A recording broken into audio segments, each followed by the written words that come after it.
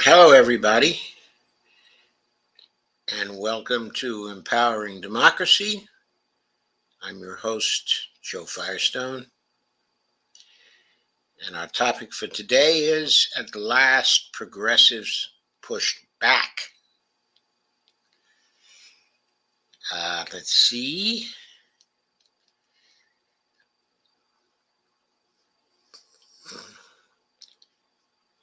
I know somebody's here, but I can't see who it is, so I'm just going to go on with the stream.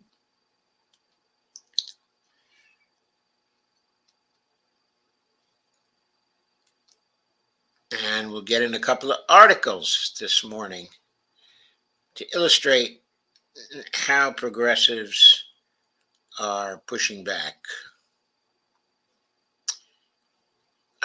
Wait, I guess I so busy getting some tea that I did not do a couple of things. So if you'll be patient for a moment.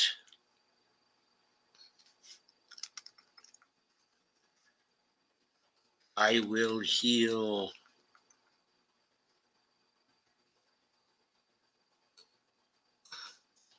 the problems.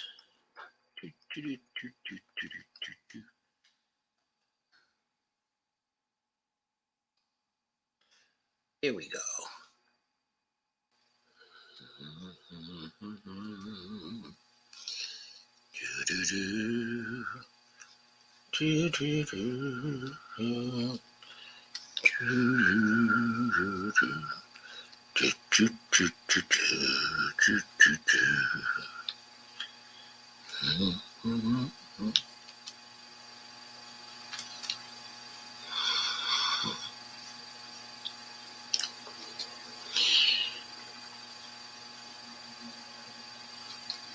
Okay, also let me share this on Facebook.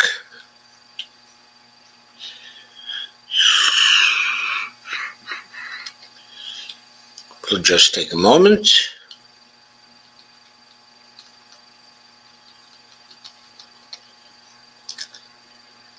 And here we go.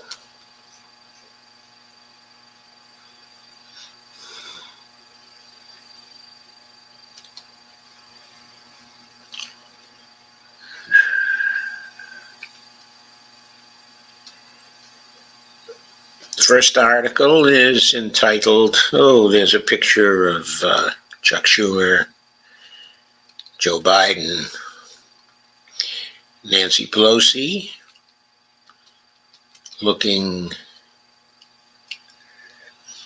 discussing 2022 legislative priorities at the White House on November 29th, 2022. Washington, D.C.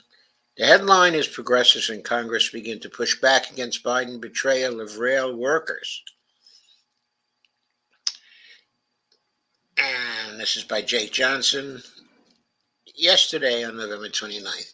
After a period of silence, progressive members of Congress began to push back Tuesday as President Joe Biden and Democratic leaders moved ahead with plans to approve legislation that would prevent a nationwide rail strike by forcing workers to accept a contract deal without any paid sick days. The president's endorsement of congressional actions and House Speaker Nancy Pelosi's subsequent vow to swiftly bring legislation to the floor sparked a furious response from rank-and-file union members a majority of whom voted to reject the White House brokered contract agreement that Biden and lawmakers are now trying to impose on workers, denying them the right to strike and stripping them of any leverage to negotiate a better deal. As of this writing, a relatively small number of Democrats in Congress, the Democrats, of course, claim to be the party of workers, have publicly spoken out about the White House's position and the fast approaching vote on rail legislation. Pelosi, who has described the Democratic Party as, quote, the party of workers and workers' rights, unquote, told reporters on Tuesday that a bill could hit the floor as early as 9 a.m. ET today. It's unclear whether progressive House members will mount an effort to improve the tentative agreement by adding paid sick days, a central longstanding demand of rail workers. Pelosi said the bill will seek to impose the tentative contract agreement with no poison pills or changes to negotiating terms. Well, it seems to me the bill is a poison pill itself. It's a poison pill for the workers. Quote, last year, the rail industry made a record-breaking $20 billion in profits. They can afford to give their workers paid leave, unquote. That was written by Representative Rashida Tlaib on social media Tuesday. Quote, the rail industry must put the quality of life of their employees over profits. I stand with rail workers. Representative Marie Newman, who lost her Democratic primary race in June, tweeted Tuesday that, quote, paid leave should be the bare minimum. Quote again, good Lord, this is the U.S., not a third world country. Newman wrote, paid leave has to be part of the deal. Period. Another Congressional Progressive Caucus member, specifically Representative Ro Khanna of California, asked, why won't the rail companies just allow workers to have paid sick days? Quote, we stand with workers, unquote. Khanna added, and quote again, this is not complicated. And perhaps the sharpest response from a House Democrat, Representative Jamal Bowman, Democrat of New York, tweeted Tuesday that, quote, rail workers can schedule getting the flu on a Tuesday 30 days in advance, unquote. A reference to the tentative deal's restrictions on when workers are allowed to take unpaid days off for doctor's visits. What we're seeing is an inhumane deal being pushed onto workers even after a majority voted it down. Bowman, also a Congressional Progressive Caucus member, continued, quote, if we are a pro-labor party, we must stand up for them. They need paid sick leave now, unquote.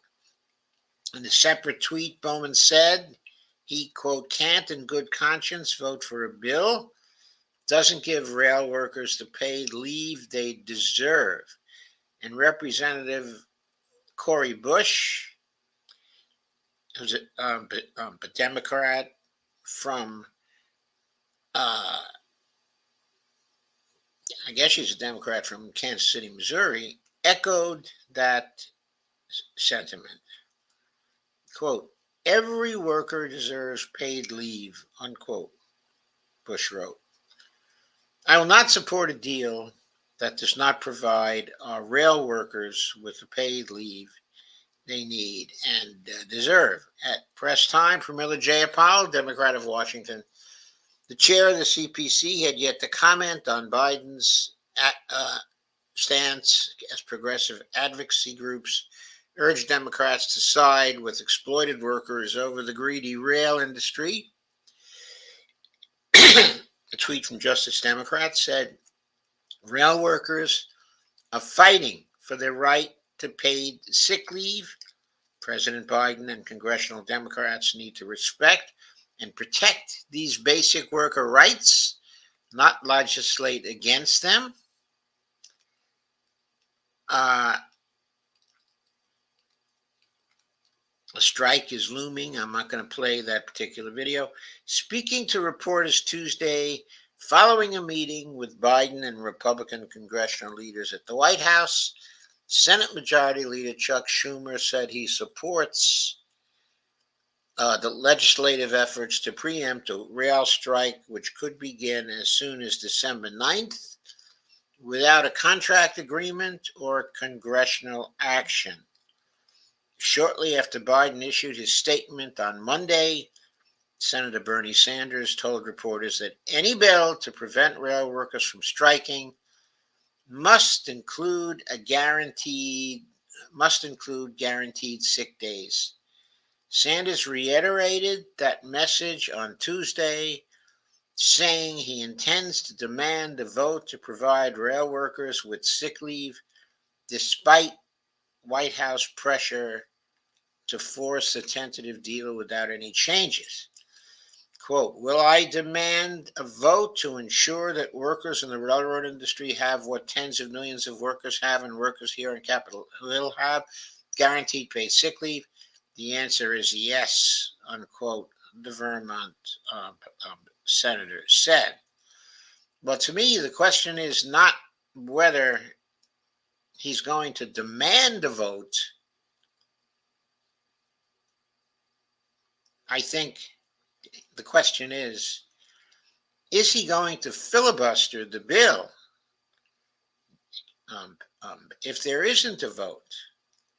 Even further, is he going to filibuster the bill if it's not amended to include guaranteed sick leave in it? Senator Kirsten Gillibrand told HuffPost that she's working with Sanders and others on a measure that would guarantee rail workers a week of sick days. Boy, that's putting lipstick on a pig, isn't it? Unions had originally asked for 15 paid sick days, but are now demanding at least 4. The railroad industry, which has raked in massive profits in recent years while driving workers into the ground, has refused to grant even a single paid sick day. The Brotherhood of Maintenance of Way Employees Division, BMWED, one of the major rail unions that voted to reject the tentative contract deal, said in a statement Tuesday that it is, quote, deeply disappointed by and disagrees with, unquote, Biden's decision to pressure Congress to impose the inadequate agreement on workers. Quote, a call to Congress to act immediately to pass legislation that adopts tentative agreements that exclude sick leave, ignores the railroad workers' concerns, unquote, BMWED added, quote again, it both denies railroad workers their right to strike, while also denying them the benefit they would likely otherwise obtain if they were not denied their right to strike.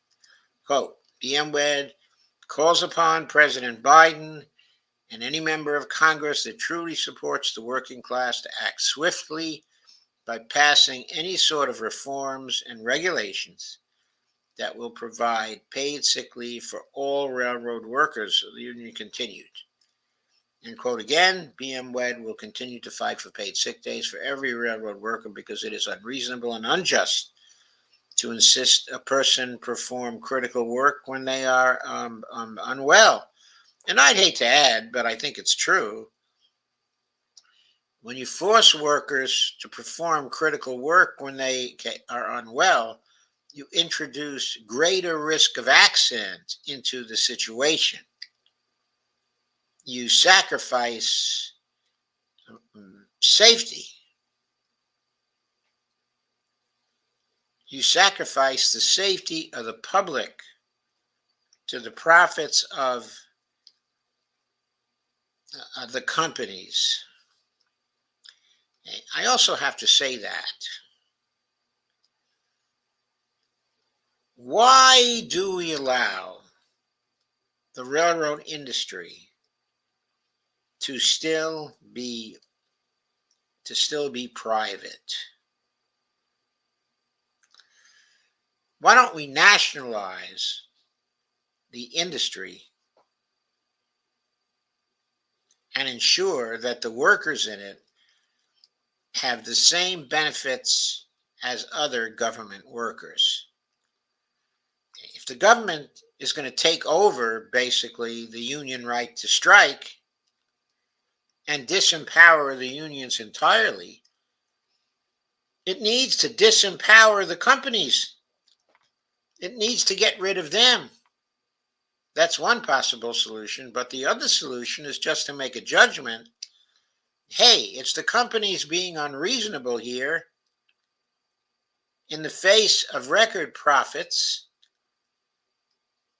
So they're going to have to bear the burden of settling this strike. They're going to have to provide the sick leave the workers originally asked for, the 15 days, okay, of sick leave, and it's going to come out of their pockets. After all, they're the ones that are being intransigent and causing this crisis. If the public interest in this is so important, it should override the company's interests in excessive profits. Joe Biden, are you a Democrat or are you a Republican? Make up your damn excuse for a mind.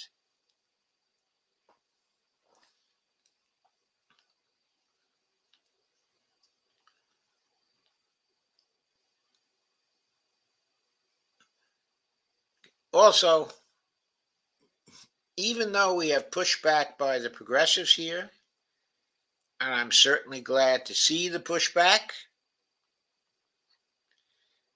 I think the pushback is still somewhat weak. I don't understand why the whole progressive caucus, every last one of them, is not supporting the workers here. I don't understand why 95% of the party is not supporting the workers here. I'm sick and tired of this neoliberal stuff where the government always supports the corporations when push comes to shove. We've got enough of that from the Supreme Court. We don't need it from the executive branch, too. This is actually infuriating that they don't have sick leave. It's infuriating and enraging.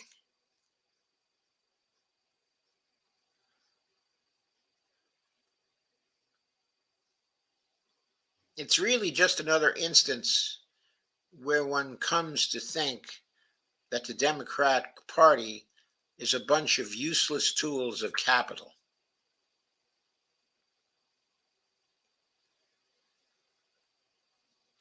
Okay, the next piece that I would like to share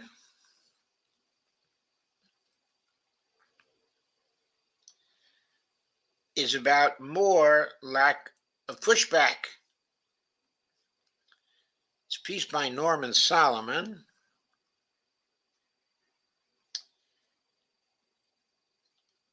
It too was from Common Dreams.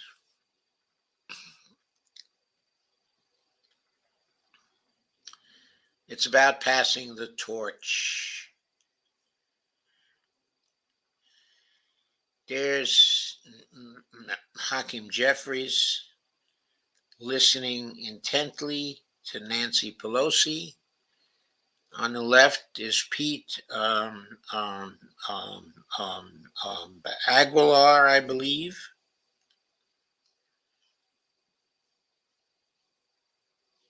who is going to be the caucus chair, at least if the transition takes place as Nancy Pelosi has structured it. The title of the article is Beware Corporate Democrats, quote, Passing the Torch. And the author is Norman Solomon, who was a surrogate for Bernie Sanders in 2020 and who is an excellent writer. He says, images of passing the torch can be stirring. President John Kennedy reached heights of inaugural oratory when he declared that the torch has been passed to a new generation of Americans, quote unquote. 3 decades later, when Bill Clinton won the presidency, a Newsweek headline proclaimed, quote, the torch passes, unquote. Yes, the torch was passed to a neoliberal. The article underneath glorified, quote, a film clip that made its way into a widely seen campaign ad. A beaming 16-year-old Bill Clinton on a sun-drenched White House lawn, shaking the hand of his and his generation's idol, John F. Kennedy, unquote. Weeks later, when Time magazine named Clinton, quote, Man of the Year, unquote, its cover story carried the headline, quote, the torch is passed. The Clinton presidency went on to carry the torch for corporate-friendly measures. The NAFTA trade pact destroyed many well-paying union jobs. Welfare reform harmed poor women and their families. A landmark crime law fueled mass incarceration. Wall Street deregulation led to the financial meltdown of 2007 to 2008, says Norman Solomon. Now, the top of the Democratic Party is passing torches on Capitol Hill. When Nancy Pelosi announced 2 weeks ago that she will no longer lead House Democrats, she said, quote, the hour has come for a new generation to lead, unquote. But in what direction? Pelosi quickly endorsed Representative Hakeem Jeffries to replace her as leader. NBC News offered the common media frame. Quote, Pelosi made history as the first female Speaker of the House.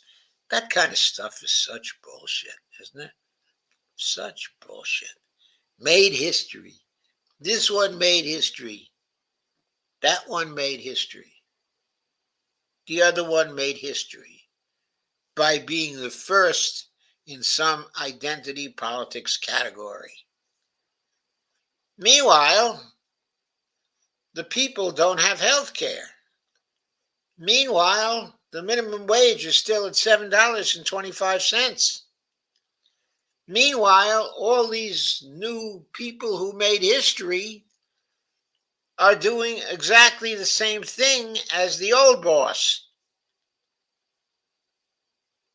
Pelosi made history as the first female Speaker of the House, while Jeffries, the current Democratic caucus chair, would become the first black leader of a congressional caucus and highest-ranking black lawmaker on Capitol Hill, unquote. You can count on much of the mass media to shower the 52-year-old Jeffries with accolades, largely supplied by fellow Democrats, but overall a closer look reveals a problematic record. Early on, before becoming a New York State legislator, Jeffries worked for years as a corporate lawyer. In Congress, while he has taken a few progressive positions, like co-sponsoring Medicare for All and voting to cut 10% of the military budget. Notice he doesn't support the Green New Deal. Why? Because he's a corporate Democrat. His emphasis has been in sync with the party's establishment. Quote, I'm a black progressive Democrat concerned with addressing racial and social and economic justice with the fierce urgency of now, unquote. Jeffries told The Atlantic in August 2021, but during the same interview he added, quote, there will never be a moment when I bend the knee to hard left but democratic socialism.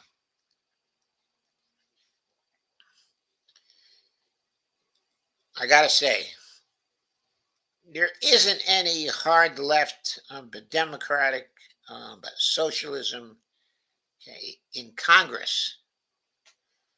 Indeed, the flaccidity of the so-called democratic socialists in Congress is unparalleled.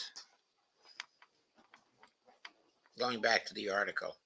Ironically, Jeffries was echoing the quote, fierce urgency of now phrase from Martin Luther King, who was a democratic socialist. Jeffries likes to jab leftward. In 2013, he called Bernie Sanders a gun loving socialist with zero foreign policy experience. A 2018 profile in The Economist titled, quote, High Hopes for Hakeem Jeffries, unquote,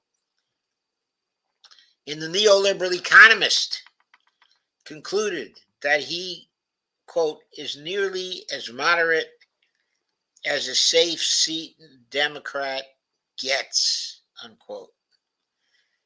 The article pointed out, quote, though he supports the principle of universal health care coverage, he speaks of the importance of market forces and getting things done in a responsible fashion. What a biased quote. What a biased quote. Implying that the Democratic Socialists would not get things done in a responsible fashion if they had power. He thinks it's responsible to deny people child tax credits and universal health care coverage and decent minimum wages. He thinks that's responsible. Quoting Ronald Reagan approvingly, Hakeem Jeffries suggests this means promoting a flourishing private sector outside the legitimate functions of government.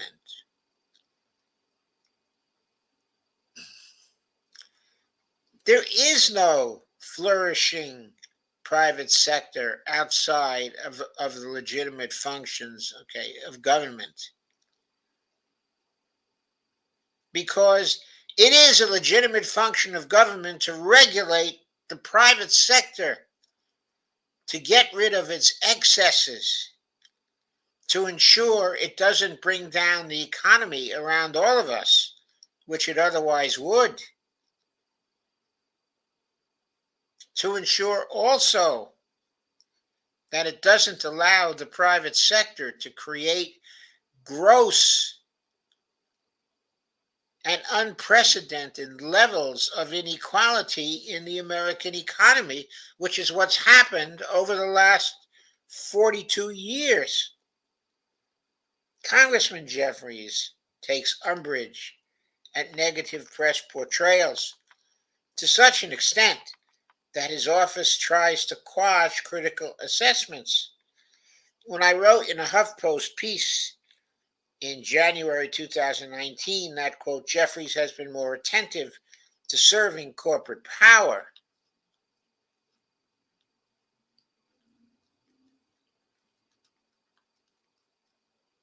than the interests of voters in his Brooklyn district, unquote. The response was swift and angry.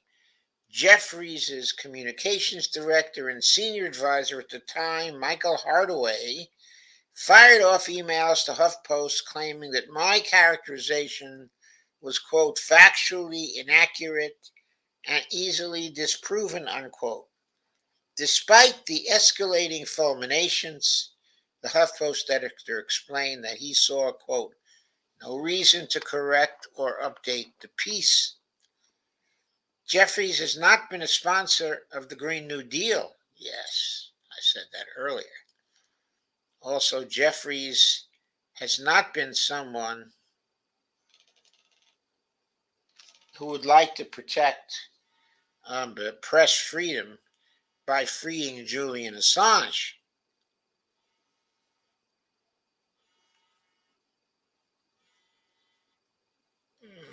Sorry, folks. That is a persistent caller that my phone identifies as scam likely.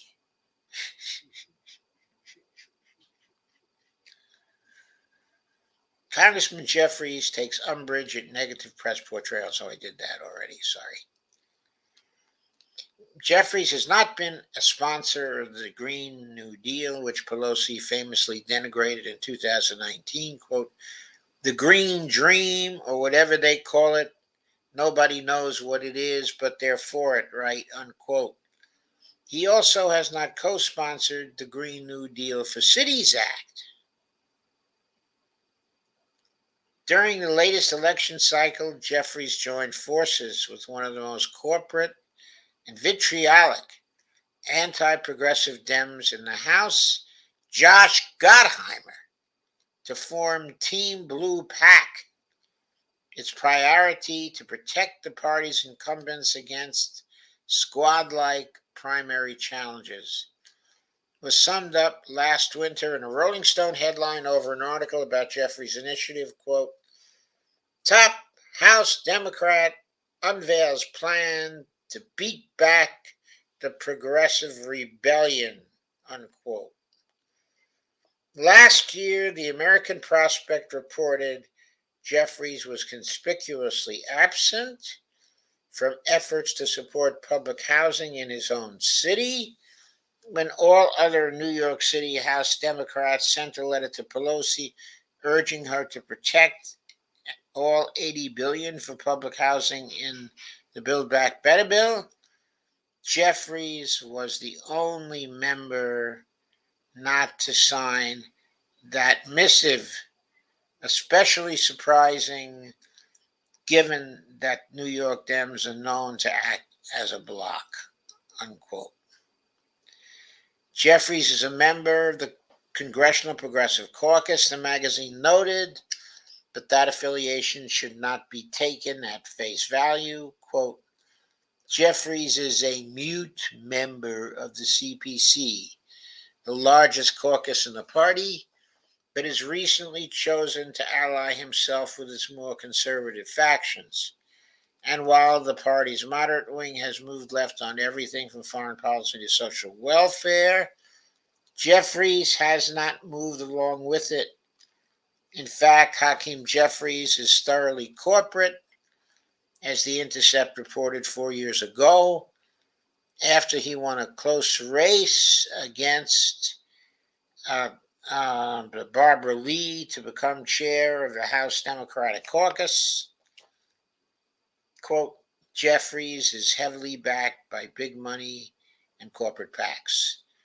Less than 2% of his fundraising comes from small donors who contribute less than $200, according to FEC records. While in his fourth term, Jeffries was the leading congressional recipient of hedge fund money in 2020,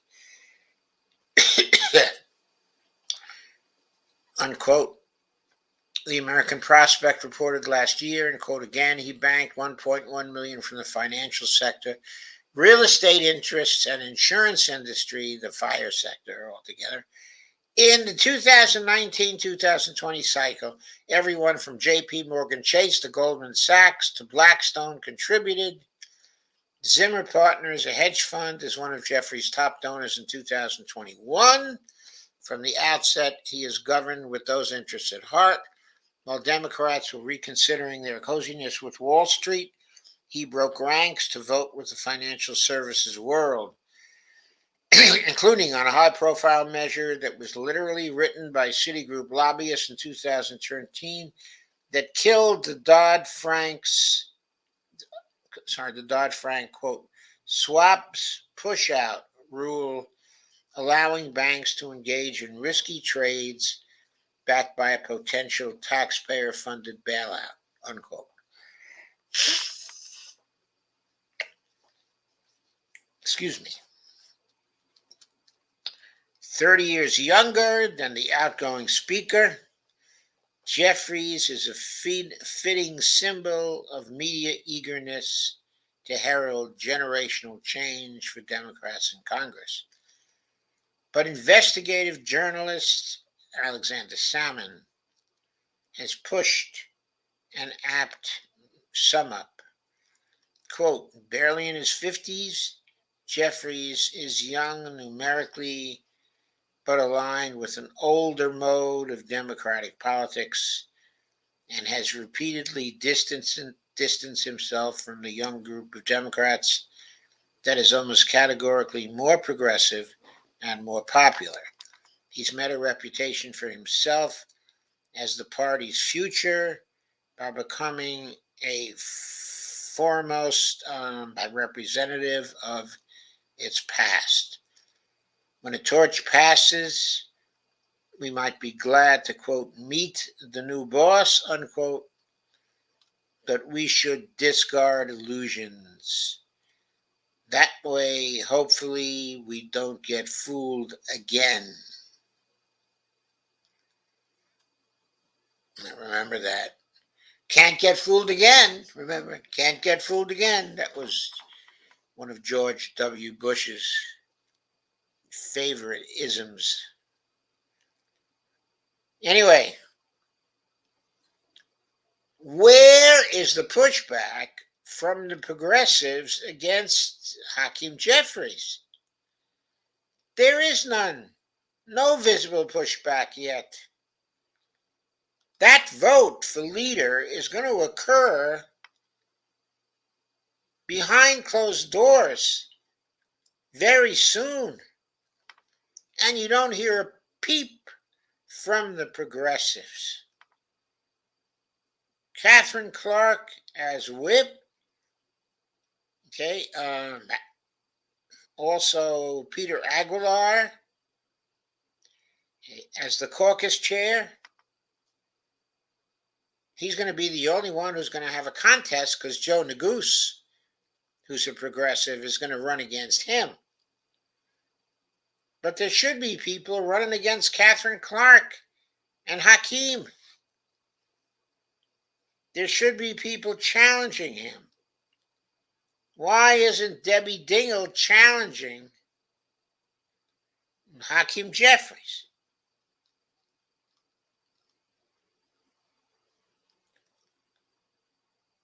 Why isn't Ro Khanna challenging Hakeem Jeffries? Why isn't Katie Porter challenging Hakeem Jeffries?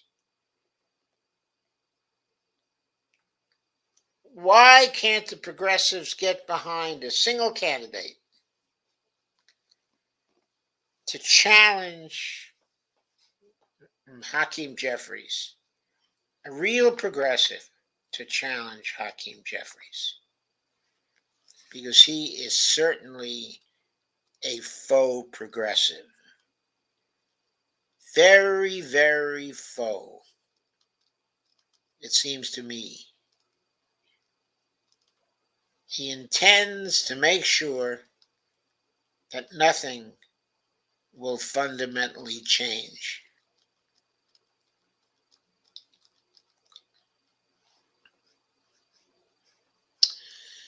So let me take a look at your comments at this point.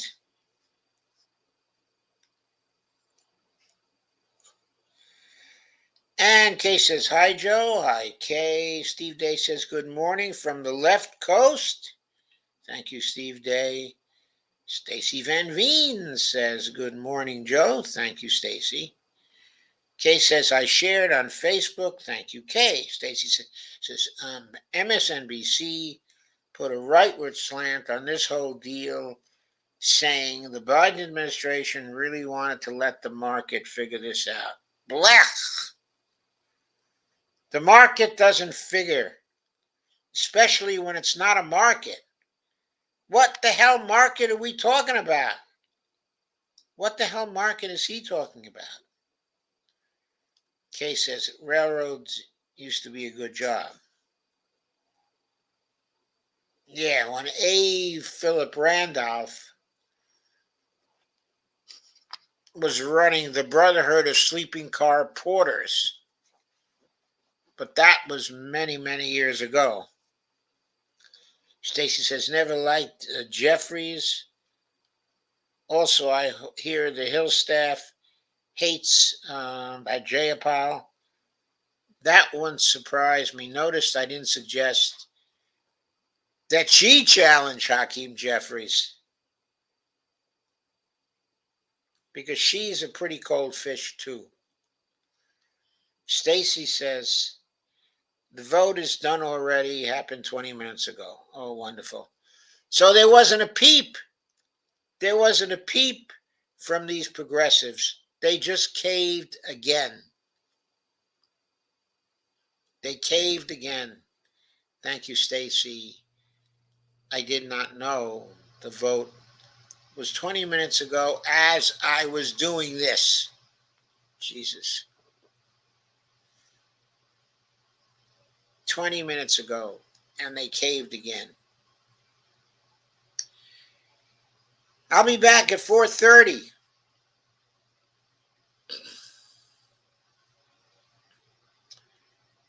I'll be back at 4:30 with a stream called Inequality Kills.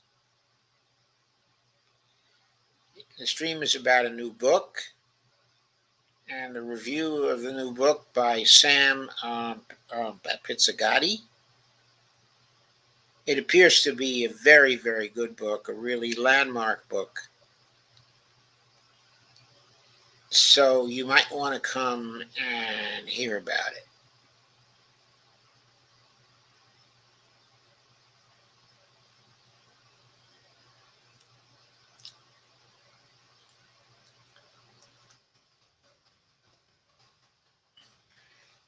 And then this evening,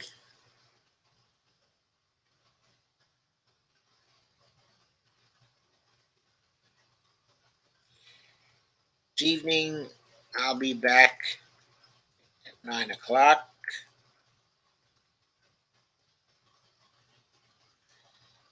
And I'll be talking about the continuing danger of fascism.